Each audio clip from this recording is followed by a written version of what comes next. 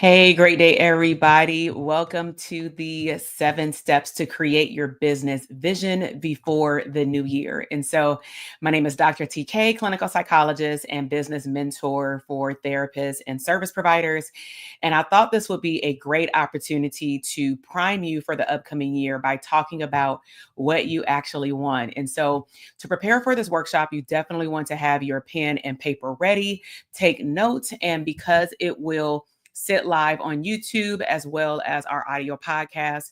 Feel free to rewind it and rewatch it again and take some notes for yourself. Okay. So let's go ahead and dive in. I want to know, are you ready to one, set the stage for your most successful year yet? So, in this workshop, I will be guiding you, especially if you are a therapist, a healer, a social worker, a service provider, but also an entrepreneur, because I got a special place in my heart for people who decide to open up their own businesses. And I'm going to be walking all of you through 7 simple steps to create a clear and actionable business plan. Business vision, right? Because I use them interchangeably. And so, whether you are looking to add a stream of income next year, if you are a service provider, maybe you want to open or grow a solo private practice, maybe you want to go into the digital product space, whatever your goals are, in addition to designing a abundant life, this workshop will be for you. And so you always want to think about starting the new year in a space of clarity, in a state of intention, and having some serious focus. And you should not have to wait, or you shouldn't wait until the beginning of the year to actually sit down and think about these things. Okay. So I'm going to go through a series of 7 different things that I look at as well in terms of planning every year. And then I'm going to give you some things to think about. And if anything stands out to you, feel free to go ahead. If you're watching live, go ahead and pop them in the comment box. If you are watching this later, not a problem. I really love interacting with everybody in the comment section. And for anyone who's listening on the audio podcast, feel free to head over to Instagram at Dr. TK Psych and just DM me your biggest takeaway. Okay. So let's go ahead and get started. So have your pen and paper ready. Number 1, you want to ask yourself, what do I want my business to feel like? And so this question is really important because it helps you define the emotional foundation of your business, of your entrepreneurship journey. It actually drives how you structure it. So sometimes we only think about business from like, how many customers do I need to meet this revenue goal? But at the end of the day, if you're not emotionally connected to your business, you can become resentful of the work that you do. You may start to feel underpaid, undercharged, undervalued, and you may feel emotionally disconnected from your business. And none of those are healthy, especially for an entrepreneur. Okay. So, this is what you can do later. You can find a cool space, ideally a abundant space where you can close your eyes. And when you close your eyes, if you choose to play some music, just make sure that it's uplifting music or an uplifting beat. But you want to imagine your business in its ideal state. If you are better at writing, write out, what do you feel like your business is going to feel like for next year? If you are a vocal person, just open up your phone to a voice app and actually voice it out. So, some questions to ask yourself are, not limited to these, but these are some as an example. What does my day to day life feel like? Meaning from the beginning to the end, for the most part, right? Because you're a human. Do I feel good with the work I'm delivering? And I also want you to check yourself if your feeling from right now is filtering over to next year, because that may be telling you what you need to tweak for next year. Ask yourself, am I stressed or am I at peace? Am I stressed or am I at peace? That is huge. Nobody wants to work in a stressful business. Am I saying that your company will always be like on the up and up? Of course not, right? That is not even the definition of entrepreneurship. Your business is going to go through cyclones, but it shouldn't be going through hard dips like every week. Another question to ask yourself is, what is the energy I actually want to bring to the work that I do in my business and to my clients or customers that I serve. Okay. So you want to take a moment, and I know entrepreneurs, you don't like to sit still, which is part of the problem. And this is why I hear a lot of my clients say I'm at capacity. And capacity is a real thing. But sometimes we're at capacity because we keep saying yes to the wrong things. Okay. Number two, script your ideal work day. Now, I know that from week to week, it can change. So if work day is too difficult, then do a typical work week and maybe generalize some of it, right? So you can write out what your ideal work day or work week looks like from like start to finish. That's why I say try to start with like just one day. Okay. So some examples would be, what time do you typically wake up? Now, if you have family, like me, I have little kids. And so I find that in order for me to be the most productive, I actually need to wake up, or I choose to wake up before my household so that I don't have any disruptions with my morning routine, my prayer, my journaling, me walking to the gym or driving to the gym. I don't want any disruptions because when my son, my youngest son, wakes up, he wants to go with me. And the gym for me is my therapy. That's like part of my therapy. So if he's at home by himself and I need to go to the gym, I will take him if he's not in school. But I will prefer to go by myself. How many hours are you working in a day? Now, this is going to require you to really look at again, how do you want to feel? If you don't like the way you're feeling now and you are literally working 8 hours because maybe you forgot to count paperwork, phone calls, sending emails, marketing, count all of that, then you want to look at how can I reduce the amount of hours that I'm working. And your answer might be you need to delegate things off your plate, right? You don't need to do everything. Another question you can ask yourself is, what kind of customers or clients am I serving? Now, the cool part about AI tools right now, I'll just sneak this bonus in, is you can actually go over to a platform like ChatGPT and you can actually, in an upbeat voice, do the voice note and describe to the AI system literally to a T what type of client you want. And then say, can you write me an affirmation that is positive, abundant, and lifting? I literally did this today with every single segment on my vision board for our company for the upcoming year. And you wouldn't believe how lit and fire the AI prompt gave me back. Of course, because I fed it enough information. So you can't just say, hey, it's me. Can you write me an affirmation for next year? Like, no, you need to feed it. What kind of work are you doing? Well, who are the clients that you are serving? What kind of transformation do you want them to have? How do you want them to show up? Do you want them to have financial integrity? Do you want them to actually do the work that you give them? You need to be very descriptive. Now, something else that you can think about when you're scripting out your work day or work week is, how much downtime do I have? And what am I doing during the downtime? So I believe in Sabbath time. You can choose if you want a Sabbath day or if you want Sabbath time, right? So Sabbath time to me would be, you have on Fridays a cutoff, a half day at 12 o'clock. After 12 o'clock, you're not responding to any emails at all. And you should have an assistant doing that anyway. You should not be sending out marketing emails. You should not be, honestly connecting with your clients. If that's your hard cutoff at 12, everything is cut off.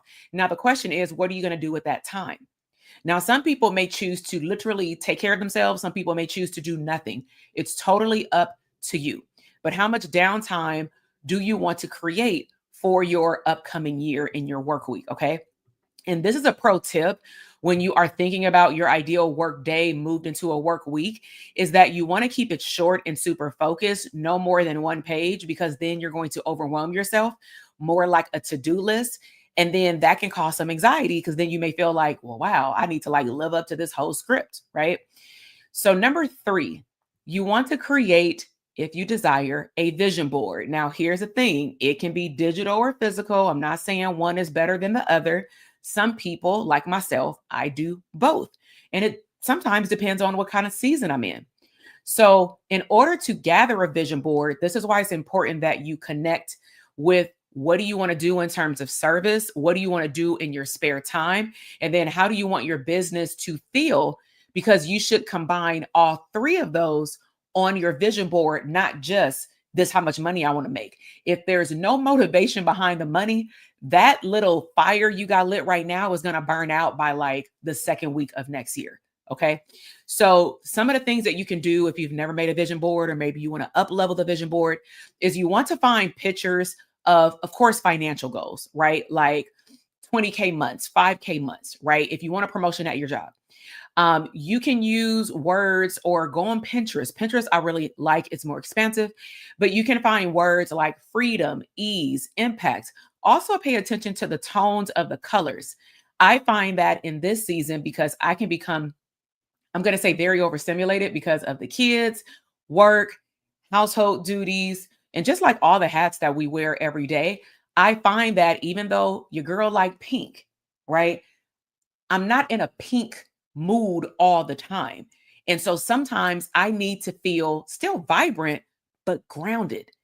And grounded colors for me is like more of the earth tones, like the browns, the greens, the beach. I like water. Water calms me down. So find words and pictures that represent how you want your business to also make you feel. Okay. And then find pictures of visual locations, such as where you want to work. Maybe you want to redesign your office, but it's endless. Okay. But some people do a vision board based off of their year goals. Some people do a big vision board on their 5 to 10 year goal. That's totally up to you, but you can use Canva. On Canva, you can actually go to the word vision board on the search icon. You can also type in mood boards. So you can choose maybe your colors, of the year. So do that with vision boarding. Number 4 is define one big goal for each quarter. Now, what I share with my community is that this is like our vision plan, and this should be forever evolving, because you should be evaluating your progress like a treatment plan to your yearly goal from your quarterly goal. So, how would you do this? Think about what you want to accomplish at the end of quarter 1 through quarter 4, right? If you want to make it a little easier, maybe go online to Amazon and purchase or download a quarterly calendar. I remember when I really got into like setting 90-day goals and tracking on paper or on an Excel sheet my goals, which is when I saw a quantum leap in my business. I physically had a full year calendar, but the way it was even structured is a vertical, like 16 by 20 or something really big. I tacked it on my wall in my office. It was dry eraser. And I sat there and I wrote down all of my launches, all of my travel. And I was really able to get a bird's eye view beyond me having to look at my Google Calendar and really see, does my life look like it's abundant, or does it look like it's overwhelming and clustered? And sometimes it's not until we look at what we wrote down to then realize, are we doing too much? Right? Because you keep it in your mind. So, an example would be quarter 1, launch a digital product. Now, what I am going to add is that you do want to circle back to this and be very specific. Which digital product? How many clients or customers do you want? How much money would you like your business to earn? Be specific. Okay. Quarter 2 may be, I got a group program and I want to enroll people in that. Now, some of you should be repeating maybe the same goal every quarter, because just because it's a new quarter doesn't give you the permission for your sanity to just add on another stream. That's actually going to stress you out. So, this is why you need to evaluate before the next quarter starts. Do I need to double down on what I just did because I didn't even go hard in the first quarter? Or can I start entertaining that second stream because the first quarter was really piggybacking off the previous year, right? So quarter 2 may be group program. Quarter 3 may be I need to hire a marketing assistant or something like that. And then quarter 4 may be I want to host a paid workshop. You want to figure this out now so that you can appropriately map out your year. Okay. And this matters because breaking the year into quarters or 12-week goals makes your vision more actionable, not just visually stimulating. Vision boards are cute, but it doesn't matter if the vision board stares at you versus you actually taking action. All right. Number 5 is identify what you will say no to. This is huge. Identify what you will say no to.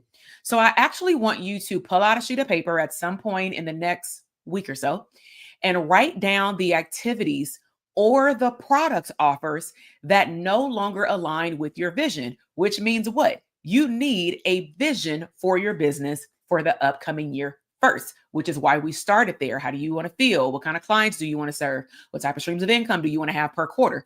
All those things. So, for example, you can say something like, I don't want to take on any more than 10 clients per month. So if you're at 10 clients and that's your max, because maybe you want to make room for another stream of income, then your first goal now is to hit the 10. And if by the second quarter you haven't hit the 10, you need to keep doing it. But when you hit the 10, see how you feel. And then you're going to focus on maintaining that 10. And you should have built systems so that if somebody drops off, you can replace another one if you desire to do so. And then you entertain the other stream of income. Okay. You can also write down, I'll say no to opportunities that drain my energy. Now, sometimes the best way to do this is to look back at this previous year and look at what did you say yes to that you were like, I will never do this again. And then you find yourself saying yes again. Listen, unless you sign some type of contractual agreement, remove yourself. Okay. Even if it pays well, remove yourself because nobody wants a person who has drained energy showing up on a stage. Okay. So this matters because saying no actually does create space for things that truly matter, not just to your company's vision, but for you, for your life, right? We have a life outside of business. That's the goal. Number 6 is we want to clearly look at our financing and we want to forecast our financial goals. So this is something that you could technically start on your own. But if you have someone and you have a lot of transactions in your business, looking over your finances, like, of course, QuickBooks, then with a bookkeeper or a CPA that you ideally meet with at minimum every quarter, not just at the end of the year during tax season, then you do want to sit down and map out according to your 4-quarter goals. What is your financial goals aligned with that to see if there's room to add more? And when I say add more, maybe you are dreaming small and you need to dream a little bigger. Maybe you need to get uncomfortable. I'm sure you need to get uncomfortable, right? So write down the income you want to generate in the upcoming year and then just reverse engineer it. But I will say, from a mindset perspective, do not lock yourself into that number for a certain stream of income unless you only got one. Because what I see entrepreneurs doing all the time is you will start making yourself launch or offer a product or service because you wrote it down at the end of the previous year. And it doesn't make sense. If you're no longer aligned with it, or if you want to dabble into something else, then do that. This is why your vision plan should always be in front of you. So what you need to ask yourself, like, what do I need to sell, or how, or what would I like to sell? And how often do I need to sell to reach this goal? Because I also believe that entrepreneurs don't sell enough. If you're the visionary of your company, you are supposed to be selling every day. Now, does that mean you need to show up every day? Not necessarily, but that means that you need to schedule systems to help you show up every day, right? How much do you want to work to achieve this? And this is why you want to start off with a number. Because I learned in my earlier years of my big boom, my quantum leap of earning like the 1.8 million in 18 months, I learned when I reverse engineered what happened with my goals that year, that I set my monetary goal like something crazy, like triple the amount, when in reality, the 1.8 in 18 months, if I could have just stayed there like every 18 months, I just told myself, like, wow, I was living great. So I started talking to my money team and I said, I need to recalibrate my goals, because if I keep my goals based off of what I thought I wanted to bring in for my company, I'm actually going to overwork myself. Keep that in mind. So sit down with a tax professional, a bookkeeper, a financial forecaster to map out a realistic plan for you and your business, not for somebody else's. Okay. So lastly is number 7. Now, we've been talking about business, but I've been sneaking in conversations about your life. So you do not want to forget about you as a person, you as the visionary of your company. So set life goals alongside of business goals. So write down at least 3 to 5. I would keep it within that range because then it becomes overwhelming. You want to write down 3 to 5 goals that align with your business vision. So some examples would be take one vacation per year. Now, me, I personally like and very specific with what type of vacations. So I may say something like, I want to take 2 big family vacations with me, my husband, and both kids, right? Big to me means it's going to be a big investment. It's going to be somewhere for 7 days, and odds are it is not gonna be up the street.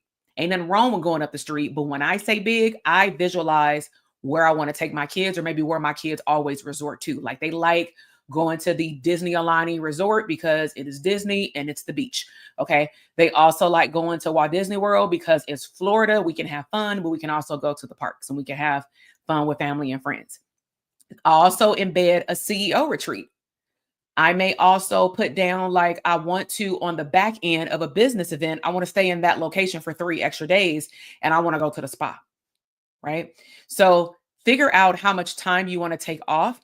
Also dictate your weekly schedule. Like maybe you want to move into next year having Monday as your admin days, maybe having Friday either off or a half day. You can choose whatever day you would like. I'm just giving you examples of what my clients typically have chosen over the last like 8 years. Okay.